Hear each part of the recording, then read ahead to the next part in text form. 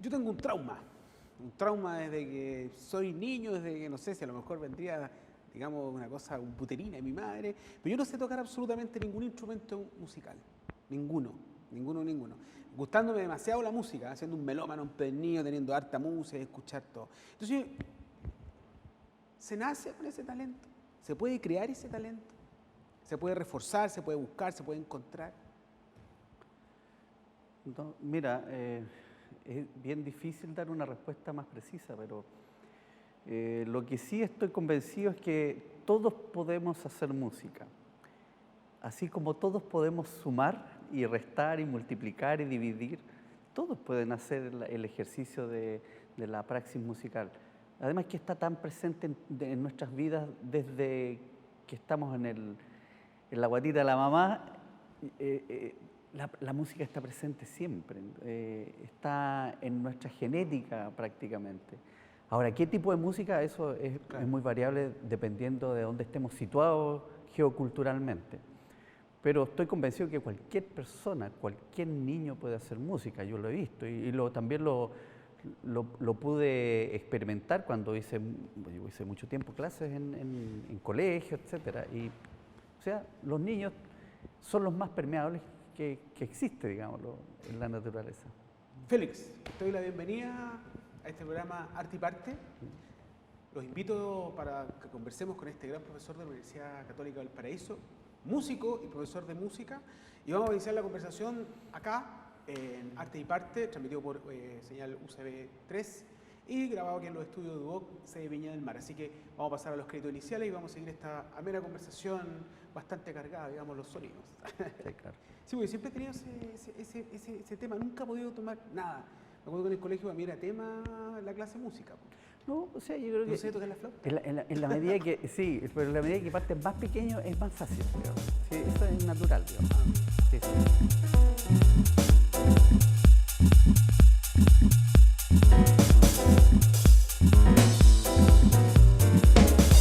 And it's so packed in here.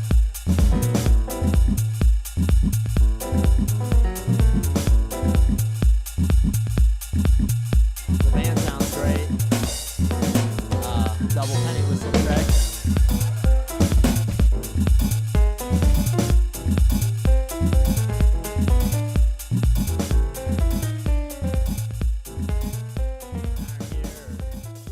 Bueno, entrando en materia, esta inquietud y este problema, este trauma de repente que uno lleva, digamos, me gustaría haber aprendido a tocar algún instrumento, ¿cierto? Cosa que no pasó en ti, porque tú vienes con ese germen, pero desde que naciste, tocando música, escuchando, haciendo música. Bueno, no recuerdo cuándo nací, ni cercano a eso, pero sí sé que la música ha estado cercana en mi existencia desde muy temprana edad. Te cuento que en mi caso yo no soy de esta zona, de hecho, originalmente soy de la zona sur de Chile. Osorno. Osorno, interior Osorno, o sea, una zona rural, zona de Puyehue, muy cercano, lago Puyehue, para que se contextualicen. Y claro, mi primera experiencia siempre fue escuchar a los cultores. Mi abuelo tocaba guitarra campesina, de hecho, Ah, toca todavía. Y bueno, siempre estuve cercano a ese tipo de expresiones musicales, la música, diríamos, tradicional, campesina. Y posteriormente, en algún momento llegó una guitarra a mis manos y después nunca más la solté, así de sencillo. Fue como mi compañera y hasta ahora, digamos. Por cierto que después ya empezaron a surgir distintas necesidades e inquietudes en torno a la música, esa necesidad de preguntarse primero, ¿cómo se puede hacer música finalmente? pero de ahí viene como clara tu decisión de tener que estudiar música, llegar acá a la quinta región, llegar a la Universidad Claro, Católica y sí, quedarte ahí. en la medida que fui entrando cada vez más en la música de una manera, diríamos, cada vez más cercano a lo que podría llamarse un músico profesional. O sea, luego empecé ya a estudiar en el conservatorio y a temprana edad, diría que a los 13 años, yo ya tenía más o menos claro que que este iba a ser mi camino, digamos. Pero tú trabajabas mientras estabas estudiando, cuando entraste a la universidad, intermedio, ya, o trabajabas antes haciendo música, ya estás en contacto con grupos. Mira, lo que pasa es que cuando llegué a la universidad venía con una convicción bien importante y bien decidida de, lo primero, tener un grupo musical. Y lo segundo, ser un trabajo inmediatamente profesional. Y una de las metas más cercanas y lo que tenía en mente era grabar un disco, que en ese tiempo eran cassette. Claro. Estamos hablando del año 95, dice ahí. Entonces recién estaban apareciendo los CD, las grabaciones digitales. Y así fue que el primer grupo, diríamos, profesional que tuve en ese momento es el grupo Transiente, que de hecho este año, hace poco, ¿Se ganaron un Pulsar ustedes con el...? No, con la Orquesta Andina fue Con la eso, Orquesta Andina. claro. Y con Transiente, de hecho, lanzamos un disco hace poco porque cumplimos 25 años, nos volvimos a juntar y sacamos un disco nuevo. Por tanto, ya como estaba en el segundo año de la carrera, estamos hablando del año 93, empezamos con esta agrupación, con gente que venía con más o menos con las mismas inquietudes, gente, diríamos, bien buena musicalmente, que venían con otros trabajos ya anteriores. Así es que diríamos que fue bien intenso mi formación y además mi trabajo inmediatamente musical con agrupaciones que tenemos aspiraciones profesionales. Digamos. Pero tu especialidad, podríamos decirlo así, tu expertise, digamos, es la música docta. Mi formación y mi actividad laboral siempre ha estado más vinculado a la música docta, porque no hay que olvidar que hasta ahora todavía la música se estudia principalmente en la academia. Y la academia siempre ha estado vinculada a lo que es la formación de la música docta. No hace mucho tiempo que comenzaron a aparecer lo que se llaman las academias de música popular. Claro, sí, perfecto. ¿Ya? Acá en Chile la primera que partió con esta idea es la Escuela Moderna, de la mano de una idea de un gran compositor de música docta, pero que también estaba muy vinculado a la música popular, que es Guillermo Rifo. Perfecto. Para seguir hablando un poco de la Sí. música docta, me gustaría que me presentaras el video Chasqui. Chasqui es una pieza que grabamos en el trabajo DVD de los 10 años de la Orquesta Andina,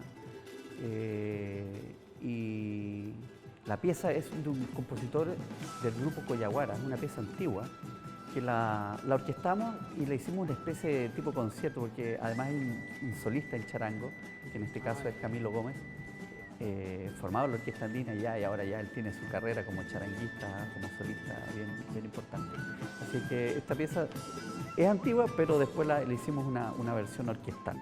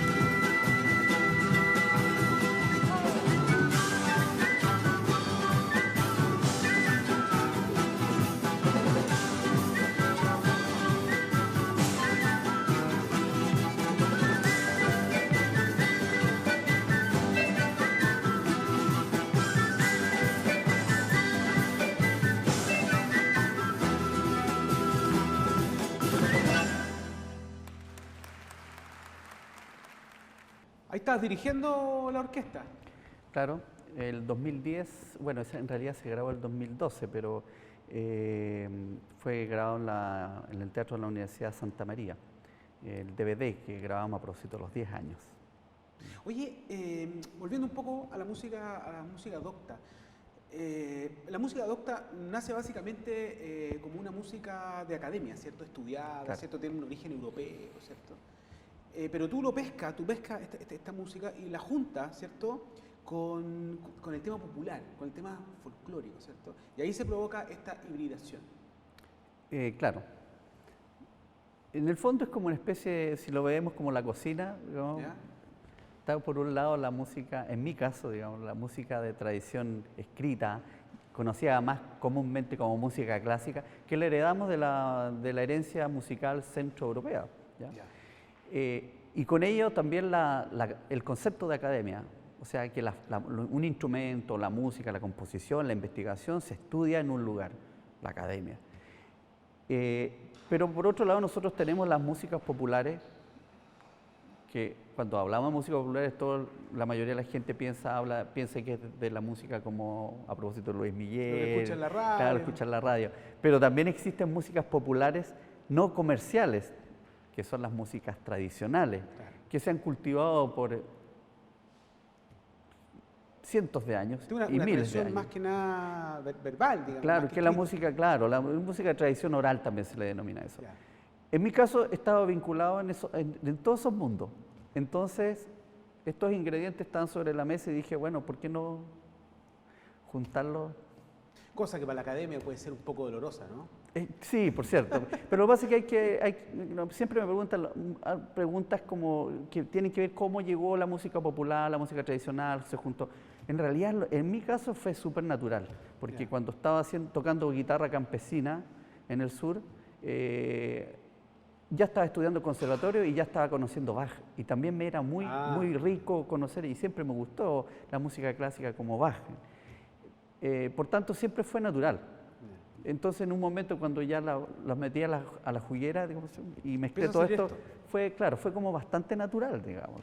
Entonces, ahora, en el caso de la orquesta andina se fue convirtiendo como en un formato nuevo, dicho por otros. En mi caso, yo no tenía la intención de armar una orquesta. Hoy en día hay muchas orquestas como esta, incluso un movimiento de orquestas infantiles y juveniles en el país. Sí. Eh, Pero eso te ha llegado a Funciona. trabajar con Anita Tijoux, con la Pascua y la Vaca, con un montón de artistas que hacen música popular de alguna manera. Claro, es que he tenido la oportunidad y la suerte también de ir conociendo gente de distintas líneas musicales, tanto populares como música tradicional, cultores, etcétera, y también grandes artistas de la música docta. A propósito de lo que hablamos del Premio Pulsar 2015, una obra con la Orquesta Andina, pero con un flautista del Conservatorio de París. Entonces estamos hablando de personalidades mundialmente reconocidas. Sí. Bueno, volviendo un poco a este premio Pulsar del 2015, o Pulsar, como le llaman, 2015, Sí. fue como bastante extraño que tú te lo ganaras, porque era de provincia, como se le dice, así, Sí, claro. esta, de alguna manera, segregación un poco, ¿cierto? Que a veces es positiva y a veces es negativa. Pero bueno, y eres un artista desconocido. Y te lo ganas, digamos, con una denominación, dice, artista de música clásica o de concierto para la obra Kawin. Exacto, bueno, hay varias cosas varios cánones que se rompieron con este premio. Por un lado, el hecho que sea con una obra escrita para instrumentos no doctos, como es la orquesta andina. Ya. O sea, doctos son los instrumentos como las cuerdas, como el violín, la flauta traversa, la típica orquesta. Esta es una orquesta pero de instrumentos tradicionales, llámense instrumentos tradicionales de origen precolombinos, como los sicus, las quenas, sicus, conocida también como zampoñas, para que nos entiendan la audiencia. Y instrumentos mestizos como el charango, el tiple colombiano, etcétera, que provienen de instrumentos como la guitarra, cordófonos. Pero además tenía un tema que estaba incluido con un flautista muy connotado en ese momento, que es connotado mundialmente, Pierre-Yves Abteau, profesor del Conservatorio de París, es diríamos, uno de los principales exponentes de la flauta contemporánea, académica, pero que ha tocado las obras y estrenado obras de compositores de talla mundial. Y tuve la suerte de poder escribir para él como solista y la orquesta andina, porque él quería justamente hacer una obra tipo concierto, pero que tuviera que ver con la cultura sonora musical chilena y latinoamericana. Y bueno, y ahí se dio esto. Coyunturalmente, después vino la premiación, pero todos fueron una suma de cosas que fueron circunstanciales, pero también tienen que ver con la historia. Sí, para después seguir conversando un poco de esta obra, Cagüín, que me gustaría que me contara un poco de qué se trata. Quiero que me comentaras un poco del video que vamos a ver ahora, que es un video que se llama Bolero, hablando, digamos, de todo este sincretismo de música popular, ¿cierto? Así que te invito a verlo para que me vayas comentando de qué se trata esta obra, digamos. Bolero. ¿De qué trata Bolero? Bueno, Bolero en este caso es una pieza que escribí allá por el 2005 y que fue escrita para una agrupación, en este caso la agrupación Transiente, originalmente fue grabada también, y que es parte de una obra que se llama Suite Porteña y que justamente se basa en los ritmos propios del puerto, que puerteño es como amplio obviamente, pero hoy en día está muy en boga cuando se dice la cueca porteña, el tango, el vals porteño. Pero resulta que son todas estas formas, en algún momento fueron extranjeras que llegaron acá en esa condición de ciudad-puerto. Claro, exacto. Y se transformaron en tradicionales. Entonces dije, bueno, ¿por qué no hacer una obra que reúna estas formas musicales más tradicionales? Y luego hice la orquestación para la Orquesta Andina. Y ahí está la grabación que hemos podido... Nuevamente dirigiendo. Claro, sí, exacto. Sí. ¿Cómo uno podría denominar la música chilena? Puede ser una denominación muy amplia, ¿sí? Sí. Pero ¿hay algo característico que tenga o que uno puede distinguir, digamos, como música? Porque nosotros podemos distinguir, qué sé yo, podemos distinguir el tango, podemos distinguir como el propio, aparte, digamos, la cueca, todo lo que tú quieras, pero como definir una música chilena. Es bien amplio. Yo diría que hablar de una música chilena en términos absolutos es complicado. Cuando nosotros hablamos de la cueca, nadie se cuestiona que la cueca no es chilena, ¿no es cierto? Pero es también un concepto, digámoslo, porque no hay que olvidar que la cueca fue decretada como baile nacional. Baile nacional, pero en el momento que se decretó no era un baile que tuviera una irradiación geográfica real. Perfecto. O sea, en el norte de Chile no era una danza que tuviera una importancia relevante, ni en el extremo sur tampoco, ni en la zona de la Araucanía tampoco. Habían ciertas danzas similares. Pero bueno, a lo que quiero ir es que en el fondo, lo llamado chileno, hay dos posibilidades. Hay una que es construcción, así derechamente, entre lo que puede decretarse como la nominación de cueca y que posteriormente pasa a ser del dominio público y que pasa a ser parte de nuestro imaginario sonoro también. Ah, ok.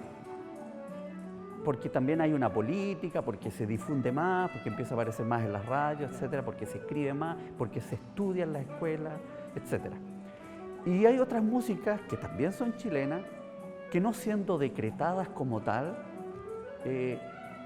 son parte importante de la geocultura de una zona en particular, de una comunidad en particular, y que sí están ahí siempre y han estado por, en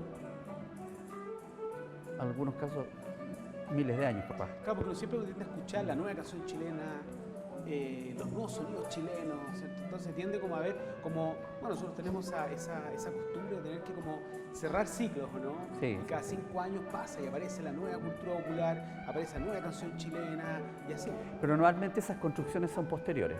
Son posteriores. Claro, la nueva canción chilena, de hecho, cuando se comenzó, se le puso eso después, digamos, como nominación. Claro. Hubo un festival, de hecho, de música. Eso es por marcar un cierto periodo, así como con cierto tipo de músicos que generan un tipo de sonido Y particular. también obedece a necesidades de la industria, en este caso musical. Claro. ¿Cómo definir? Cuando hablamos de rock, de pop, de world music, donde se empieza a introducir esta música, también tiene que ver con un mercado y darle como ciertas etiquetas que permitan circular de una manera más fluida, digamos, la música. Aparte, yo tengo la sensación actual que hay mucha música chilena actualmente circulando. Sin duda. Mucho buen compositor, mucho buen cantante. Yo creo que tiene que ver un poco con esa democratización, ¿cierto? Que tiene ahora la música, en que tú puedes grabar en tu casa, que ya no necesitas un sello, que tienes YouTube, que tienes un montón de canales, que incluso muchas veces las canciones son más escuchadas por Spotify o vistas en YouTube que por el mismo compradisco. Exacto, sí, tú has dado con el concepto clave, democratización. Creo que hoy día los medios digitales han democratizado de una manera significativa y cuantitativa y cualitativamente hablando. Entonces eso permite que podamos escuchar música de toda la orbe como tal. Nos podemos sentir más identificados con una u otra. Y pasa que los músicos chilenos, no sé si por naturaleza, pero curiosamente los músicos chilenos son muy reconocidos por ser muy elásticos, versátiles en la escena musical latinoamericana y también en el mundo. O sea, no es extraño que sean muy reconocidos los músicos chilenos. Por ejemplo, los guitarristas chilenos son reconocidos mundialmente, se ganan los principales concursos a nivel mundial desde hace un tiempo a la fecha. Y se le llama la armada de los guitarristas chilenos, así como es la armada de los tenistas. Por ejemplo, el fenómeno de la nueva canción chilena también generó una camada de músicos reconocidos internacionalmente que se codeaba con los principales exponentes de la música popular y clásica de los años de los décadas de los 70, 80, 90 inclusive. Y curiosamente, ese aura que se ha ido armando históricamente, sigue ocurriendo que hoy día tenemos exponentes cada vez mayor cantidad de músicos reconocidos, pero además muy buenos. Oye, Félix, volviendo un poco al tema de Kawin, porque lo habíamos dejado ahí. Claro. Me gustaría contar de qué se trata esa obra. Bueno, volviendo a lo que te estaba contando, la obra fue un encargo que me hizo el flautista y gran flautista chileno Alejandro Lavanderos. A propósito que venía este gran flautista Pierre Artaud a Chile. Ellos se conocían porque él había estudiado en Francia, había estado allá, con él también había estudiado, y surgió la idea de hacer una obra distinta, tipo concierto, pero no por el típico concierto para instrumentos solistas, que en este caso era flauta traversa, y la orquesta clásica. ¿Por qué no hacerlo con un instrumento que de alguna manera represente nuestra sonoridad y nuestra sonoridad más como chilenos y latinoamericanos? Bueno, Artaud le pareció muy buena la idea y así se gestó esta obra y bueno, finalmente tuvo resultados bastante felices porque entre otras cosas está lo del premio Pulsar. Pero en realidad diríamos que ese es como la guinda de la torta. Sin embargo, el proceso para mí sin duda fue lo más importante, compartir con una personalidad tan relevante en la escena mundial como es Artaud, sin duda creo que es el mejor premio. Pero tienes otro premio más, otro mismo Pulsar. Sí, después, bueno, ese fue el primero. Como decías tú, en ese momento causó cierta como extrañeza. Primero que fuera de provincia el quien lo ganó, que normalmente la tradición que antes eran los premios Altazor, porque después se llamaron los premios Pulsar, eran todos vinculados a la escena musical de Santiago, ¿ya? O extranjeros de Frentón. Y en este caso ocurría que no, ¿ya? Y luego esto se fue consolidando porque después vinieron otros premios Pulsar de la región, como la misma Pascuala y la Vaca, etcétera. Y en el 2017, con la misma orquesta andina, con el disco de la orquesta andina Zumbidos, obtuvimos el premio Pulsar en la categoría Música de Raíz, como mejor artista de la música de raíz ese año. Que cabe mencionar que tuvimos la suerte también, que fue el año de Violeta Parra. Claro. En ese momento fue transmitido por el canal nacional TVN en un horario prime, por tanto nos dio mucho mayor visibilidad a lo que fue el 2015, obviamente. Sí. Y también tienes un trabajo con Víctor Jara, también trabajaste. Sí, en algunas producciones musicales, el año 99 de hecho saqué un disco con obra en homenaje a Víctor Jara. Bueno, hay mucho material en realidad. Y volviendo así al comienzo de la génesis, tú diriges la Orquesta Infantil Juvenil de Limache, ¿cierto? Del 2005. Volviendo un poco, retomando un poco la conversación Sí, acerca de bueno, este crecimiento. en realidad es del 2009, porque yo vengo, además, en mi faceta de formador, siempre he pensado que si a los niños se les entrega de temprana edad música seriamente enseñada, vamos a tener no solamente mejores músicos, que diría que es el último propósito en el ámbito de la formación, sino que vamos a tener personas más sensibles, educadas, personas más comprometidas con el otro, porque en un trabajo orquestal lo primero que deben aprender los niños es trabajar en equipo, aprender a escucharse, cosa que hoy en día está entredicho, ¿no es cierto? Este gran conflicto que tenemos las competencias blandas, como le llaman. En gran medida es porque no nos hemos escuchado. Sí. Y curiosamente, estas prácticas que son ancestrales de escucharse funcionan. La experiencia me dice que un niño formado en la actividad musical de temprana edad y que siga en esa actividad, tenemos como primera... Va a ser una mejor persona. Una mejor persona, finalmente. Oye, Félix, te quiero dar las gracias por haber compartido esta conversación bastante amena. Yo, como te digo, mi gran frustración es haber tocado algún instrumento. Pero, nunca es tarde. Nunca es tarde, pero he tratado. Le pongo empeño, pero no pasa absolutamente nada. Así que te agradezco un millón de haber compartido en este capítulo de Arte y Parte. Así que me estoy despidiendo para otros capítulos más desde acá de los estudios de DUC UC Viña del Mar, acá en Chorrillo, y transmitido por UCB Señal 3. Así que nos estamos viendo en otro capítulo más. Muchas gracias.